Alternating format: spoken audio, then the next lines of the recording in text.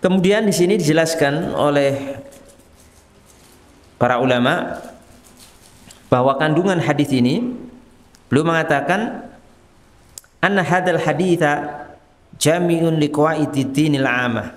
Jadi hadis ini, hadis yang kita baca tadi itu merupakan sebuah hadis yang meliputi, mengandung kaidah-kaidah agama yang bersifat umum. Dan penjelasannya bagaimana? Penjelasannya anal ihsan fil fi'li, berbuat ihsan dalam perbuatan itu maksudnya bagaimana?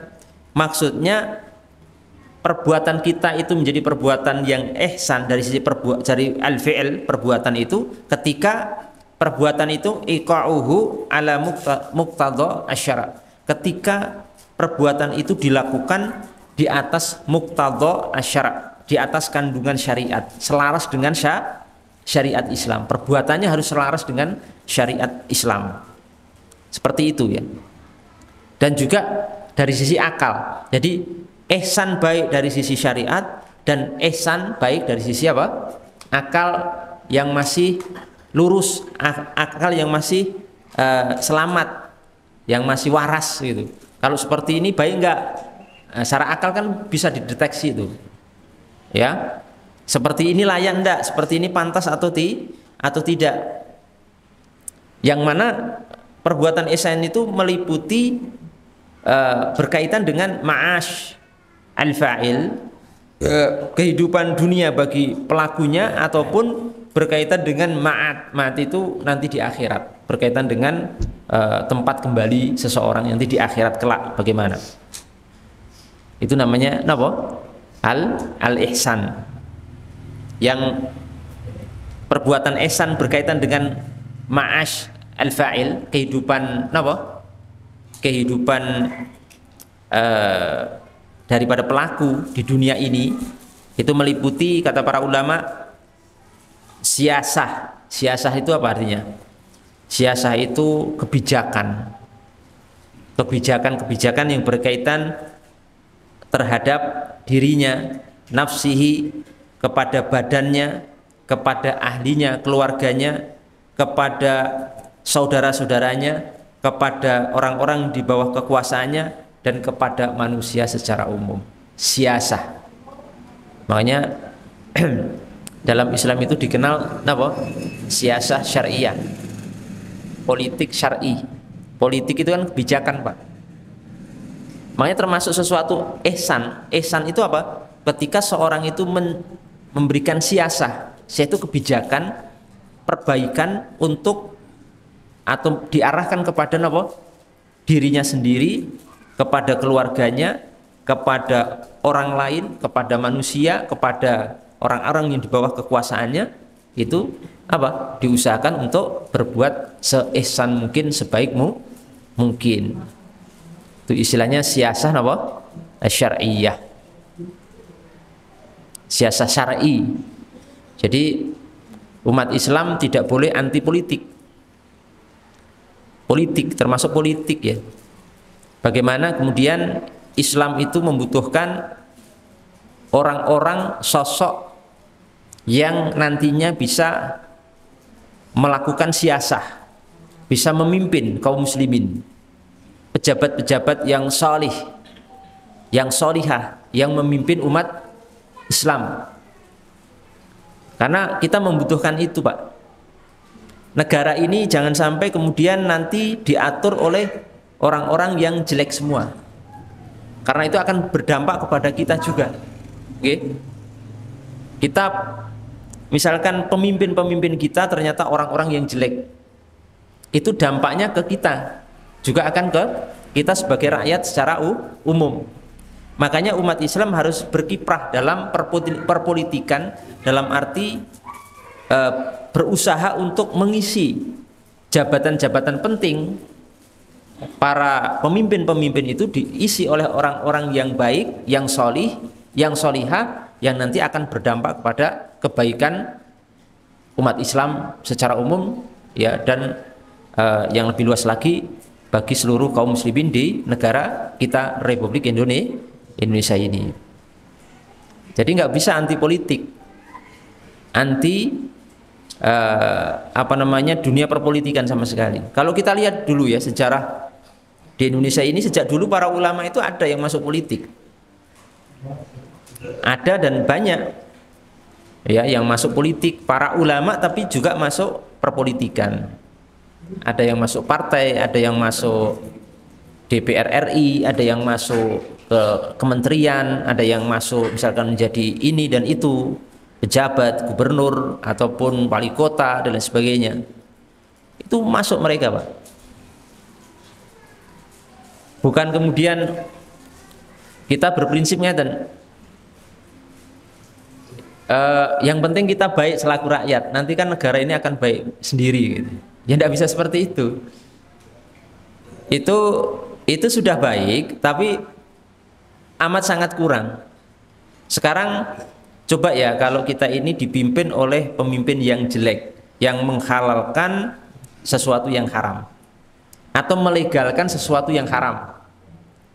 Ini dilegalkan, perzinaan dilegalkan, misalkan LGBT dilegalkan, misalkan, atau misalkan minuman keras dilegalkan, tempat-tempat prostitusi dilegalkan. Itu kan mudaratnya kepada siapa? Kepada kita juga, gitu. Kepada kita. Ibadah hal yang baik malah dilarang. Sholat dilarang, azan dilarang, misalkan haji dipersulit, pernikahan secara agama dipersulit, dihalang-halangi, ya, dan lain sebagainya. Itu kan nanti mudaratnya ke kita. Kita membutuhkan itu. Makanya di antara para nabi pun sebagian mereka itu juga menjadi sosok penguasa seperti Nabi Sinten? Nabi Sulaiman. Nabi Sulaiman itu raja besar. Gitu? Termasuk juga Nabi Ibrahim. Makanya dalam ayat disebutkan apa? Dalam Al-Qur'anul Karim disebutkan faqad ataina ala Ibrahima apa? Al-kitaba wal hikmata wa atainahum mulkan azima. Dan kami Allah telah memberikan kepada keluarga Ibrahim itu Alkitab dan Al-Hikmah, dan kami juga memberikan kepada Ibrahim itu kerajaan yang sangat besar. Sulaiman raja, gitu. Ibrahim raja juga. Padahal itu nabi. Itu nabi. Jadi kita nggak bisa anti politik.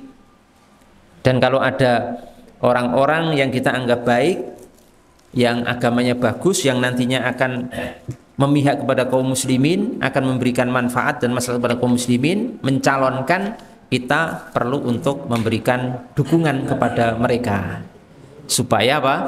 Minimal untuk mengurangi kemudorotan di negeri ini. Kalau misalkan para pemimpin itu 60% lah diisi orang-orang solih, itu sudah luar biasa. Kalau 100% kayaknya susah. Semuanya orang soleh dari A sampai Z, pemimpin tertinggi sampai terendah semua solih, itu mungkin susah. Tapi kalau sudah misalkan 60 kan sudah lumayan. Apa yang tidak bisa kita ganti semuanya dengan pemimpin yang solih, semuanya 100%, tapi juga jangan ditinggalkan. Kalau itu tidak mampu, ya jangan kemudian, wah nggak usah sekalian semua, jangan. Ya kita usaha semampu mungkin, semakin banyak, nanti komposisinya akan semakin paling tidak berimbang, terus nanti akan dominan, lebih kuat, lebih dominan, yang ini nanti kebijakannya akan menguntungkan kepada umat Islam dan akan selaras dengan syariat Islam. Benar, Indonesia itu bukan negara Islam, tapi hukum-hukum Islam dan aturan-aturan Islam itu banyak yang diterapkan di Indonesia ini. Itu salah satu sebabnya, salah satu wasilahnya para pemimpin-pemimpin kita yang ada di atas, yang ada di DPR, yang ada di ini, di misalkan gubernur, peraturan yang dikeluarkan gubernur atau presiden, atau mungkin dari para menteri dan lain sebagainya. Itu hasilnya. Maka ada peraturan pernikahan, ya, undang-undang pernikahan, ada warisan, ada ini, ada itu. Itu kan hasil dari apa? Dari apa yang sudah kita sebutkan tadi. Ya, makanya saya sebagai warga negara, saya akan menggunakan hak pilih saya untuk memilih kaum muslimin yang saya anggap itu bisa mewakili kita sebagai umat Islam. Jangan malah kita ibaratnya kalau lepas tangan itu golput. Kita malah golput. Golongan putih. Ini golput ini tidak bukan solusi. Golput itu bukan solusi. Satu suara itu penting, itu bernilai, iman-iman, ya, iman-iman sekali untuk kita ikut andil dalam menyukseskan munculnya pemimpin-pemimpin yang salih dan salihah di negeri ini, semampu kita masing-masing. Jangan wah, demokrasi kan asalnya dari barat. Nah, sekarang nggak ada negara yang tidak demokrasi. Hampir semuanya demokrasi. Kalau nggak demokrasi, monarki. Ya, lah, memang sistemnya adanya sekarang demokrasi. Lah, sistem itu kan dipaksakan diterapkan di negeri ini. Kalau kita tidak andil, kan demokrasi itu suara terbanyak. Kalau seluruh umat Islam vakum, golput semua umat Islam serempak se-Indonesia golput misalkan, gimana kira-kira? Kan yang milih semua non muslim semua, iya kan? Pemimpinnya akhirnya non muslim semua. Lah, kenapa? Karena umat Islam se-Indonesia sepakat rame-rame bareng semuanya tanpa terkecuali semuanya golput. Lah, kan yang milih tinggal yang non muslim, karena semua sekian ratus juta umat Islam tidak ada yang milih semuanya. Nah, nanti ketika sudah terjadi pemimpinnya dari non muslim atau pemimpin-pemimpin yang jelek, yang misalkan tadi ya fujar, yang fajir, ahli maksiat, pelaku-pelaku hal-hal yang diharamkan oleh Allah Subhanahu wa taala, baru kita mengeluh. Lah, ya salah kita. Kenapa? Wong kita golput kok, kita tidak menggunakan hak pilih kita kok. Kita berserah kepada Allah. Bukan begitu, berserah tawakal itu setelah ba'dal ikhtiar, setelah ikhtiar. Ikhtiar dulu baru tawakal pada Allah Subhanahu wa taala. Itu caranya seperti itu jamaah sekalian yang dimuliakan Allah Subhanahu wa taala. Dan ini termasuk apa? Termasuk ihsan tadi ya. Berbuat ihsan itu siasah. Ini loh kitabnya ada, Pak. Di sini kitabnya ada siasatu nafsihi wa badanihi wa ahlihi wa ikhwanihi wa mulkihi wan nasi. Ya, bersiasah, berpolitik, melakukan kebijakan-kebijakan kepada diri sendiri, kepada badan kita sendiri, kepada keluarga, kepada saudara, kepada orang-orang yang di bawah kekuasaan kita, dan kepada manusia secara umum. Yang lucu itu yang orang menolak demokrasi tapi menikmati berbagai turunan hukum demokrasi. Anti demokrasi tapi menikmati hasil demokrasi. Kan lucu. Oh, saya nggak mau demokrasi. Lah, sampean hidup di negara demokrasi yang hampir semua aturannya itu hasil demokrasi. Padahal kalau yang benar itu konsisten begini, Pak. Kalau kita mengharamkan sesuatu, segala hukum turunannya itu juga haram. Apa maksud saya? Jadi ngeten misalnya panjenengan mengikuti pendapat yang mengharamkan gambar bernyawa, gambar manusia, gambar hewan, baik gambar dengan tangan ataupun dengan alat kamera atau video. Misalkan sampean mengikuti pendapat yang haram mutlak, itu harus paham hukum turunannya. Berarti jenengan tuh haram nonton TV, haram nonton video, haram nonton YouTube, haram nonton video-video di Facebook, haram pasang foto di Instagram, haram pasang foto presiden, wakil presiden, haram pasang foto burung Garuda, gitu. Haram duitnya enten gambare pahlawan nasional. Loh, iya harus konsisten, itu hukum turunan, Pak. Lah kan kalau kita mengharamkan gambar terus kita nonton YouTube, itu kan kita nonton sesuatu yang kita yakini haram. Gambar bernyawa kan haram katanya. Nah, terus kita nonton sesuatu yang kita haramkan sendiri. Ibaratnya kita tuh mengharamkan zina, tapi kita menikmati zina, kan begitu. Makanya kalau mau memilih pendapat itu ya dipikir matang-matang. Harus paham konsekuensi hukumnya, ngoten lho. Paham ya? Paham. Nah, itu maksud saya seperti itu. Itu contoh saja, gitu. Banyak yang nggak paham, kadang memilih pendapat tapi kenceng, tapi konsekuensinya mboten paham. Termasuk misalkan wajah wanita itu aurat, harus ditutup cadar, wajib. Lah, silahkan, saya nggak melarang, tapi konsekuensi hukumnya paham mboten? Jadi sampean kalau melihat wanita, wajah wanita di luar, di jalan, di pasar, di mall, dimanapun, melihat wajah wanita walaupun tanpa syahwat, itu hukumnya haram, karena sampean melihat sesuatu aurat. Aurat itu dilihat tanpa syahwat pun haram. Seperti jenengan, maaf, melihat paha perempuan, melihat bagian dada perempuan, sama. Kalau wajah itu sampean mengikuti pendapat yang itu aurat, maka haram dilihat.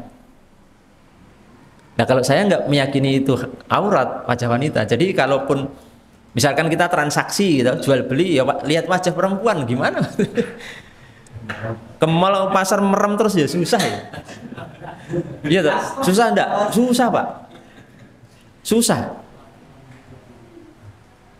Kita mau khusyuk ya, misalnya wajah wanita itu aurat, ke pasar loh, sing ditonton wajah wanita itu ambok ratusan.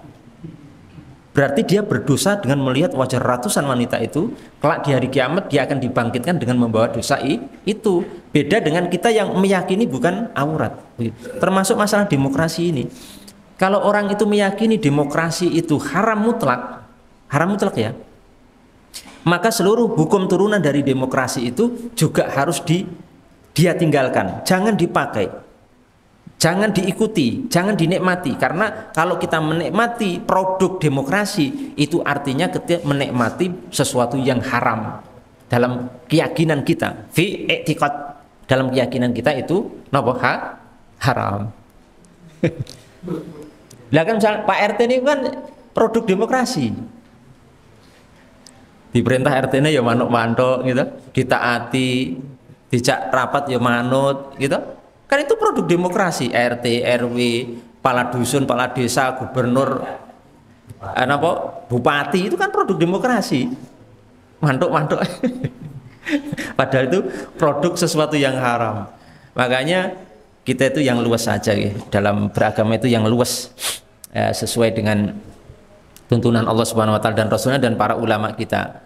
Makanya dulu saya itu punya teman ya, sampai begitu kerasnya masalah hukum gambar waktu di Yaman itu. Dia orangnya cerita ke saya, Pak, sampai duitnya niku diketoki, Pak. Duitnya kan ada gambar pahlawan. Lah duitnya itu sampai diketoki, Pak. Gambarnya itu dilai, digunting, terus dilai, kepalanya digunting, dilai. Ya ndak payu. Ndak laku, Pak. Itu saking semangatnya sampai uangnya pun diketoki, ya, gambarnya dihilangi sampai seperti itu. Allahul musta'an. Jadi monggo Bapak Ibu yang dimuliakan Allah Subhanahu wa taala, semoga kita bisa dimudahkan oleh Allah Subhanahu wa taala untuk mengamalkan hadis ini, bisa berbuat ihsan dalam segala keadaan dan kepada siapapun, dan kita berusaha untuk menjadi orang-orang yang bisa istiqomah di atas perbuatan ihsan. Tidak hanya kita itu orang baik, tapi kita harus menjadi orang yang bisa memperbaiki. Ya, bukan hanya orang yang hasan, tapi juga menjadi orang yang ihsan, muhsin. Bukan hanya orang salih, tapi menjadi orang yang muslih, melakukan perbaikan kepada diri kita sendiri dan orang-orang di sekitar kita. Wallahu ta'ala alam.